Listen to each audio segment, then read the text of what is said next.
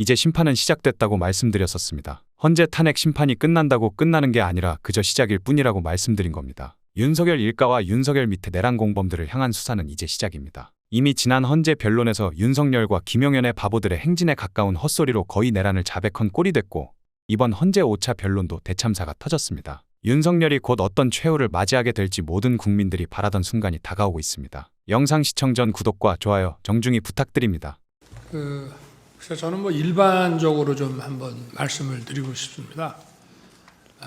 우리가 이제 어떤 탄핵 사건이 이런 다른 범죄 형사 사건하고는 조금 다릅니다만은 실제 어떤 일어난 일, 예를 들면 정치인들을 체포했다든지 또 누구를 끌어냈다든지 어떤 그런 비위 내지는 이런 어떤 일들이 실제 발생을 했고 또는 현실적으로 발생할 그 일을 할 만한 가능성이 굉장히 높을 때 이것이 어떤 경위로 이렇게 된 건지 누가 지시를 했고 이렇게 보통 수사나 재판에서 얘기가 되는데 이번 그 사건을 보면은 실제 아무런 일도 일어나지 않았는데 지시를 했니, 지시를 받았니, 이런 얘기들이 마치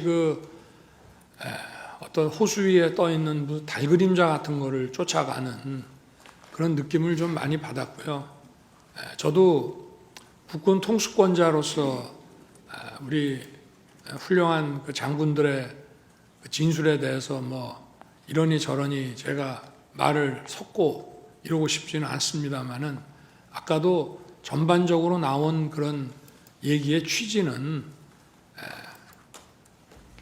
그 군이 수방사가 거의 몇 사람 한 열 몇 명 정도가 국회에 겨우 진입을 했고 또 7번 무슨 입구 부근에 이렇게 총기도 휴대하지 않고 이렇게 있었는데 또 그런 상황을 제게 다 알려줬다고 하는데 제가 그 4인 1조로 해서 안에 사실 한 수천 명의 민간인들이 경내에 있었던 것으로 보여지고 또 의사당 본관에도 그게 7층짜리 건물인데 그 안에도 수백 명이 있었을 것이고 또 그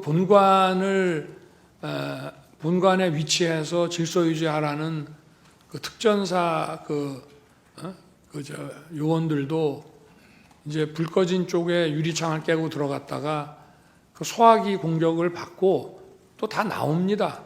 그런 상황에서 과연 처음에 14명, 나중에 이제 군 철수 지시하고 계엄 해제 나고 군 철수 지시가 이루어졌는데 그게 과연 상식적으로 가능한 얘기인지, 물론 사람들마다 자기 기억이 다르기 때문에 제가 자기 기억에 따라서 얘기하는 것을 대통령으로서 뭐라 할 수는 없습니다만은 좀 상식에 근거해서 본다면은 아마 이 사안의 실체가 어떤 건지 잘 알 수 있지 않겠나 하는 말씀을 드리고 싶습니다. 이상입니다. 예. 증인 그날 국방부 장관의 지시를 받고 국회로 출동하셨다 그랬지 않습니까? 네. 그럼 국방부 장관의 지시가 없으면 비상계엄이 발령됐다 그러면 통상은 어떻게 대응합니까? 소방사에서는? 제가 아마 합참의장한테 건의를 했을 겁니다. 어떤 건의를 합니까? 출동해야 될 것 같습니다라고. 어디로? 만약에 제가 전화를 먼저 했던 데가 경찰입니다. 왜냐하면 모든 서울 안보에서 제일 먼저 하는 데가 경찰입니다. 그래서 네. 경찰에다 물어보고 상황이 뭔지 확인할 겁니다. 근데 그게 국회라고 확인되면 저는 이런 것 같아서 국회가 네, 저희 담당자니까 갈 겁니다라고 이야기했습니다. 그날은 국방부 장관이 먼저 전화가 왔기 때문에 그 지시에 따른 거라는 거죠. 그렇습니다. 예. 아까 증인도 거의 소방사에서 선발대 보내고 바로 같이 출발했죠, 증인도. 증인도 그날 출동 네. 지시 내리고 네. 그 부하들이 움직이기 전에 증인이 먼저 출동하셨던 거 아니? 제가 먼저 갔습니다. 그렇죠. 네. 그 아까 차 안에 계셨다 그랬는데 네. 컨테이너 4분의 1 크기? 그러니까 그 크기가 그러니까 좀 그러니까. 상상을 좀 시켜드리려고 한 건데 일찍 그냥 작은 차입니다. 도착하셔서 네. 이 상황 끝날 때까지 계속 그 차 안에 계셨던 겁니까? 그렇습니다. 그 차 안에 누가 있었죠? 그분 우리 부관, 운전관 이렇게 운전관. 셋이 있었습니다. 예. 자리가 그러면 운전관 있고 부관은 앞에 있고 조수석에 있고 저는 뒤에 뒷자리에 있고 증인 혼자 그렇습니다. 있었겠네. 아까 전화기 3개로 뭐 계속 전화 통화하느라고 정신 없었다 그러셨죠? 그렇습니다. 그때 운전관은 자고 있었다 그래요. 그건 인지하셨습니까 그때? 차가 계속 이동하는 상황인데 잤을 리는 없을 텐데. 잤을 리는 없어요. 예, 차가 계속 돌았습니다. 매각을. 그 전화를 계속 하고 뭐 통화 계속 중이었다 그랬잖아요. 그 부관도 그 전화를 들을 수는 있는 상황이었죠. 그거는 제가 모르겠습니다. 네. 아까 그날 증인이 검찰에서 한 진술에 대해서 이게 제3자 진술하고 증인 진술하고 그 중에 뭐 증인 진술은 좀 묻히고 제3자 진술을 검찰에서는 조금 더 우선해서 그게 공소장에는 공소사실은 그렇게 반영돼 있는 것 같다. 그런 취지로 진술을 하신 것 같은데. 답변 드리지 않겠습니다. 예, 그거는 그렇고 그때 차 안에 같이 있었던 그 부관의 진술도 그냥 제3자의 진술에 불과합니까? 아니면 그건 제가 잘 모르겠습니다. 그 진술은 증인이 보기에 믿을 만한 진술입니까? 일단은 제가 기억이 없는 가운데 네. 그 말을 듣고 제가 그거를 증언하면 위증이 될 수 있지 않습니까? 네. 그런 입장에서 봐주셔야 될 거라고 생각합니다. 네, 알겠습니다. 아까 그 메모 보내주는 거 보면 그 증인이 뭐 이렇게 국회 해산 검색도 하고 그러셨잖아요. 그때 검색해 보니까 뭐라고 나오던가요? 그 부분에서는 여기서는 답변 드리지 않겠습니다. 반대신문 중에 아까 대리인께서 대통령이 전화통화해서 이런 얘기하지 않았냐. 의원회관 쪽으로 쭉 가다 보면 경찰이 신분증 확인하고 관계자들을 들여보내주고 있을 거다. 거기 가서 경찰이 얘기하면 들어갈 수 있을 거다. 이렇게 얘기하지 않았냐고 물었는데 증인 답변을 안 하셨어요. 이 부분도. 네, 근데 원래 증언 거부할 수 있는 거는 네, 본인이 네, 유죄 판결 받을 수 있는 사실이 드러날 염려가 있을 경우에 안 할 수 있는 겁니다. 네. 근데 지금 이 내용은 만약에 대통령이 이런 얘기 했으면 대통령한테도 그렇고 증인한테도 그렇고 유리하면 유리하지 불리할 게 하나도 없는 얘기예요. 근데 이거 왜 답변을 안 하세요? 제가 정확하게 그걸 모르구나 기억이 안 나는데 이거 얘기를 어떻게 해야 기억이 안 난다는 취지입니까? 네, 알겠습니다. 아까 증인 병력 투입 지시가 개헌법에 따른 적법한 지시라고 받아들였다. 이런 취지로 얘기하셨어요. 그렇습니다. 처음에 출동 지시 받았을 때는 그럴 수도 있다고 생각합니다. 근데 네, 이 생각이 나중에 대통령하고 전화 통화하고 그 이후에도 이 생각이 유지가 됐어요. 계엄 상황 끝날 때까지 이 생각이 유지가 됐습니까? 상황 평가는 계속 이루어집니다. 군인들한테는. 그러니까요. 근데 네. 그 평가가 재평가되기 전에 상황이 종료가 됐습니다. 네. 굉장히 빠른 시간이 끝났기 때문에 재평가가 될 상황이 없었습니다. 그 중간에 이게 적법 여부에 대해서 의문을 가지는 순간이 한순간도 없었어요. 왜냐하면 병력이 외곽 대치선에 점령조차도 못했는데 네. 제 모든 관심은 병력이 배치돼서 그 배치 결과를 보고하고 예하 지휘관들이 이런 상황입니다. 어떡할까요? 라는 말을 들어야 되는데 도착을 안 했는데 어떻게 다음 거를 생각합니까? 그 당시의 상황에 대해서 증인하고 참모장하고 생각이 좀 다르지 않았던가요?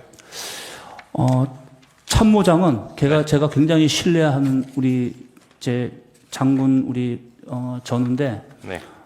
굉장히 어떻게 보면은 좀 항상 저랑 의도적으로 반대 입장에서 레드팀에서 항상 조언해주는 우리 후배입니다. 네. 그래서 제가 상당히 존중하는 후배고. 그때 그날 참모장은 레드팀으로서 어떤 의견을 내던가요? 직접 먼저 가시는 게 맞겠습니까라는 얘기를 제가 들었던 것 같고. 네. 그 다음에 몇 가지 조언을 한 것 같은데 다 기억나지는 않습니다. 그 처음에 출동할 때는 어떤 상황인지 잘 모르고 가셨다 했잖아요. 네. 근데 수방사가 보통 이런 비상사태 때 출동하는 것은 뭐 대테러 업무에 하기 위해서 가는 거 아닌가요? 대테러는 아주 일부입니다. 아, 그런가요? 네. 근데- 제가 앞서 말씀드렸지 않습니까? 비상사태의 종류가 다양한 게 있는데 그 많은 것 중에 테러는 비상사태에 네네네. 들어가지 않습니다. 제가 네. 여쭤보겠습니다. 그럼 출동 지시 받을 때는 어떤 상황인지 잘 모르고 가셨는데 네. 국회 앞에 가서 보니까 거기서 차 안에서 지금 몇 시간 계셨다는 거잖아요. 보고받으면서 네. 그렇게 몇 시간 동안 계셔 보니까 그게 어떤 상황이었어요? 그날 국회 상황이. 무질서 상황이었다고 얘기하고. 무질서 상황이었다. 네. 그거는 무질서 상황이기 때문에 군이 투입된 겁니까? 아니면 군이 가서 무질서 상황이 된 거예요? 제가 그 부분은 나중에 저희 재판 때는 제가 말씀드릴 수 있겠는데 여기서는 영향이 있을 것 같아서 말씀 안 드리겠습니다. 아까 처음에 6분 하세요. 6분 하세요. 예. 그 서울경찰청장하고 통화하셨다 그랬습니까? 예, 아닙니다. 서울지방경찰청장. 서울지방하고 예. 통화하셨다 그랬죠. 그래서 무슨 상황인지 물어보셨다 그랬죠. 네, 그 부분도 제가 좀 답변 못 드리는 게 좀 서로 이견이 그러니까 다른 것 같아요. 증인 입장을 물어보는 겁니다. 증인이 하셨다는 얘기가. 답변 드리지 않겠습니다. 그때 서울경찰청장이 무슨 상황이라고 물어봤으니까 뭐 대답이 있었을 거 아니에요. 뭐라 그러던가요? 답변 드리지 않겠습니다. 증인이 잘 모르고 가셨다던 그 임무를 네. 이 계엄 상황 종료될 때까지도 결국 모르고 오신 거예요. 소방사가 여기 왜 왔는지. 저는 어떻게 보면은 결론적으로 부하들한테 제가 나중에 모아놓고 제 입장에 소감을 얘기해 줬는데 네. 거기에다 담겨 있다고 생각합니다. 근데 네. 그 부분이 제가 제 부하들한테 고맙고 왜냐면은 제가 명확하게 임무를 부여해 주지 못하고 가시화시켜 주지 못한 상태에서 그 증인도 무슨 인물인지 모르셨다니까. 구체적으로 직무를 내려줄 수가 없었겠네요. 현장 가서 판단하려고 했는데 네. 현장에 진입을 못했기 때문에 또 보고를 못 받았기 때문에 상황을 모르고 끝났다는 입장입니다. 네. 오늘 영상은 여기까지입니다. 대한민국 정상화를 위해 끝까지 힘쓰겠습니다. 여러분의 구독과 좋아요로 힘을 보태주세요. 감사합니다.